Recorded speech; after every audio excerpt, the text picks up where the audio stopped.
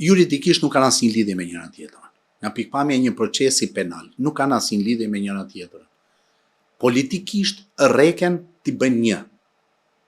Duket sikur vendimi i gjykatës kushtetuese ka ndikim tek vendimi që do marrë kuvendi apo e anasjelltas. Por në fakt janë dy çështje të ndryshme me dy masa sigurimi të ndryshme. Çfarë do të bëjë gjykata kushtetuese për një masë sigurimi të një çështje X, çështja tjetër Y që ndodhet në kuvendin e Shqipërisë ka fat të pavarur nga ajo e para. Pra, në rast se gjykata kushtetuese pret vendimin e kuvendit e pret vetëm për politikisht, për të parë se nga frynera, se juridikisht nuk kanë lidhje me njëra tjetrën.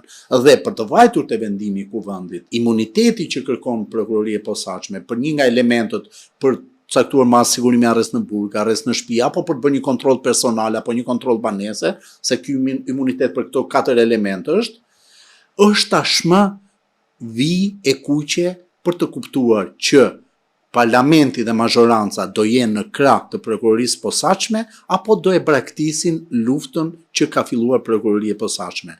Pra, unë nuk e shoh më juridik vendimin e kuvendit, e shoh politik.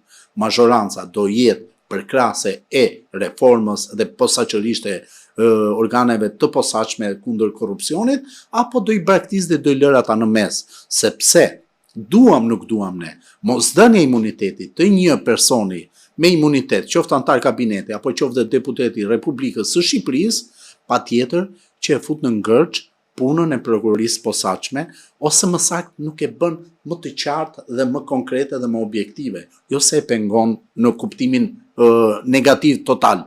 Nuk e pengon. Prokuroria e posaçme do vazhdoj, por do e vazhdoj me vështirësitë e veta se nuk do ketë hapësirën e duhur për caktuar një masë apo për të bërë një kontroll banese. Pra, është vendim për mua politik.